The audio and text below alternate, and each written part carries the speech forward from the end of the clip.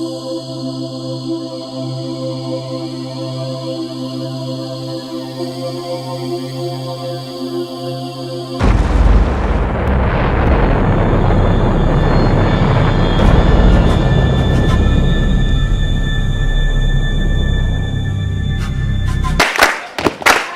tak takut lagi.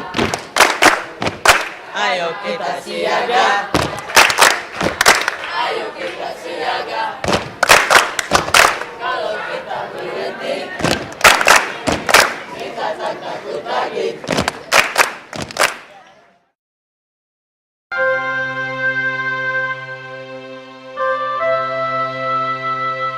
Sejarah dan catatan ilmiah membuktikan kawasan Indonesia sangat rentan terhadap bencana alam, terutama gempa bumi dan tsunami.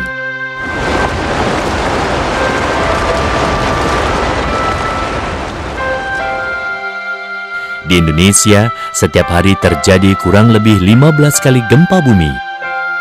Dan setiap 2 tahun sekali dapat terjadi tsunami. Dampak tsunami tidak terbilang banyaknya. Jiwa, harta benda, mata pencaharian, infrastruktur, dan kekayaan alam. Sektor pariwisata terancam, laju perekonomian daerah terhambat, dan beban negara bertambah untuk pemulihan pasca bencana. Belum lagi beban mental, sosial, dan ekonomi dari para korban selamat di pengungsian. Namun, manusia diberi kemampuan untuk mengenal dan memahami bencana sehingga dapat mengurangi bahkan menghindari kerugian yang timbul.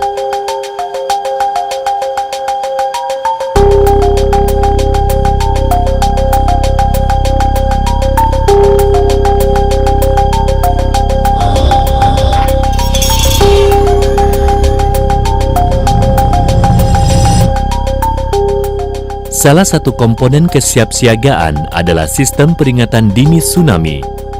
Namun sistem ini belum lengkap tanpa adanya komponen kesiapsiagaan lainnya seperti pengetahuan, pendidikan dan pelatihan, penyadaran, perencanaan evakuasi, dan rencana kontingensi. Pengetahuan mengenali bahaya alam, kerentanan, dan kapasitas sosial, ekonomi, dan fisik adalah faktor yang sangat penting dalam kesiapsiagaan, baik yang diperoleh secara formal maupun non-formal.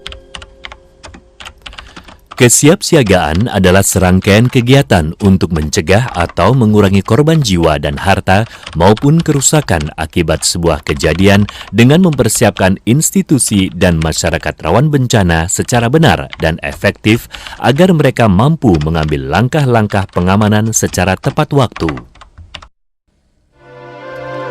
Terkandung 3 komponen utama di dalam kesiapsiagaan. 1. Mengurangi korban jiwa dan harta maupun kerusakan akibat sebuah kejadian. 2. Melalui kegiatan-kegiatan persiapan yang efektif. 3. Memastikan langkah-langkah yang tepat waktu dan benar.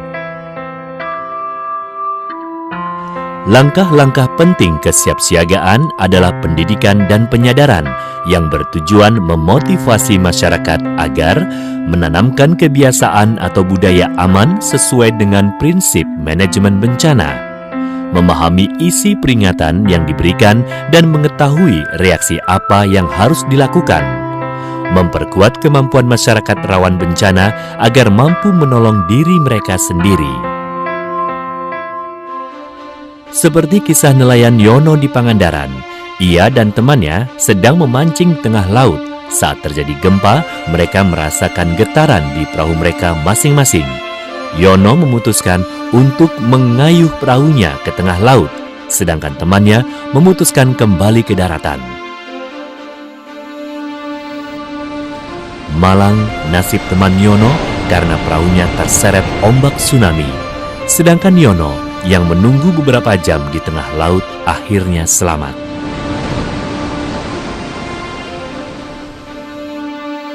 Suster Tika dari PKBI Aceh berhasil menyelamatkan beberapa ibu-ibu pasca operasi melahirkan berkat informasi yang didapatnya dari televisi mengenai tsunami.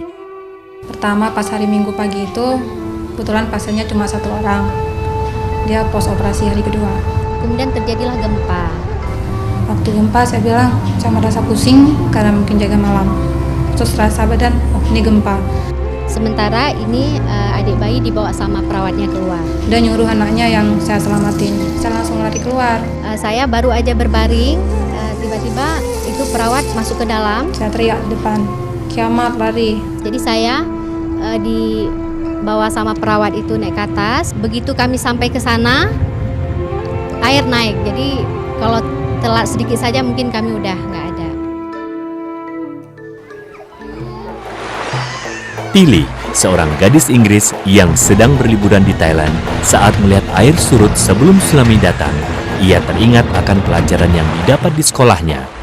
Saat itu, ia mengingatkan orang-orang di pantai untuk segera menjauhi pantai karena tsunami akan datang. Banyak orang yang mengikuti anjuran Tilly sehingga mereka selamat. Kisah pengalaman Tilly menjadi bukti betapa pentingnya memasukkan pengurangan risiko bencana dalam kurikulum pelajaran di sekolah. Dalam pelajaran ilmu pengetahuan alam, dapat dijelaskan bagaimana bencana itu terjadi. Dalam pelajaran IPS, dapat dijelaskan bagaimana kesiapsiagaan. Dalam pelajaran olahraga, bagaimana keterampilan hidup dan pertolongan pertama, dan selanjutnya. Selain pendidikan formal, kearifan lokal juga terbukti bisa menyelamatkan masyarakatnya dari bencana. Seperti misalnya tradisi Smong milik masyarakat Simele. Di masa Semong dulu, itu mayat sampai di pucuk kayu besar, sangkut. Begitulah ketinggian air. Kalau resiko tsunami, kita juga tidak tahu kapan terjadinya. Yang jelas, kalau posisinya kering, otomatis si penduduk pasti naik. Karena otomatis itu pasti bakal naik air. Sayangnya, di sejumlah daerah banyak kearifan lokal yang terlupakan. Padahal, mungkin saja kesenian lokal yang mereka miliki, seperti tari, wayang, syair, petua bijak, menyimpan banyak sekali pesan mengenai bahaya dan cara menghindarinya. Sebenarnya dengan berusaha mengembalikan kearifan lokal dan mengabadikannya melalui cerita, lagu, monumen atau simbol-simbol peringatan lain, sebuah masyarakat bisa memahami kondisi alam mereka dan lebih jauh bisa mengetahui daerah yang rawan dan yang aman.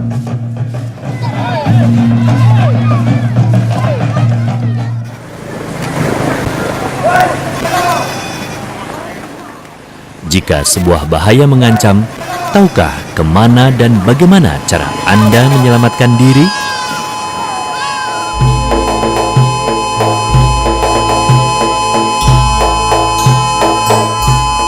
Setiap upaya penyelamatan diri seharusnya didahului oleh suatu perencanaan yang matang, yang lebih dikenal dengan istilah perencanaan evakuasi. Pemerintah daerah bertanggung jawab dalam pembuatan perencanaan evakuasi, namun dalam prosesnya, masyarakat diharapkan ikut berpartisipasi. Ketepatan waktu dan ketepatan bertindak merupakan persiapan yang paling sulit. Kesalahan di dalam perhitungan waktu dan jenis tindakan justru malah makin memperburuk situasi dan mempersulit proses bantuan selanjutnya. Yang menjadi kunci keberhasilan kesiapsiagaan adalah ketepatan waktu, bukan kecepatan.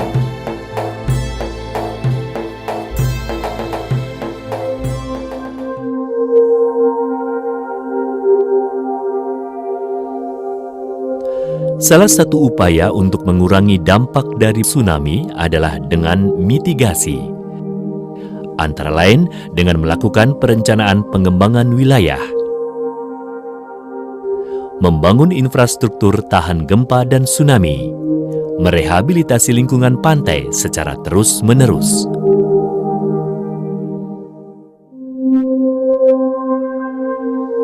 Bangunan dengan konstruksi yang tepat bisa menjadi tempat evakuasi yang baik saat bencana.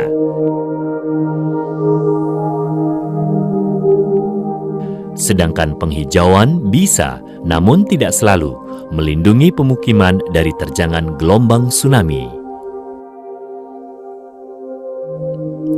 Di Indonesia, usaha mitigasi juga telah menjadi warisan tradisional yang perlu dilestarikan, seperti rumah adat Omohada di Nias yang tahan gempa, usaha pengelolaan lingkungan pantai di Bali, Maluku, Flores, dan lain-lain.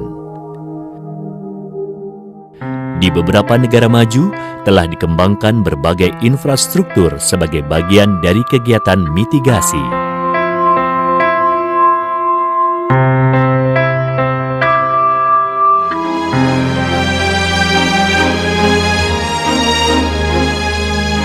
Tsunami bisa datang kapan saja.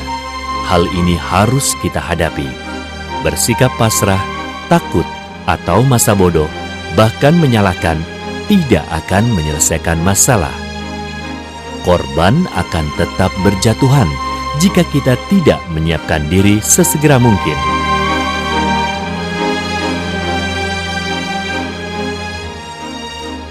Sebaliknya, kesuksesan mengantisipasi dampak bencana tidak saja akan tercatat dalam sejarah, juga akan menyelamatkan generasi mendatang.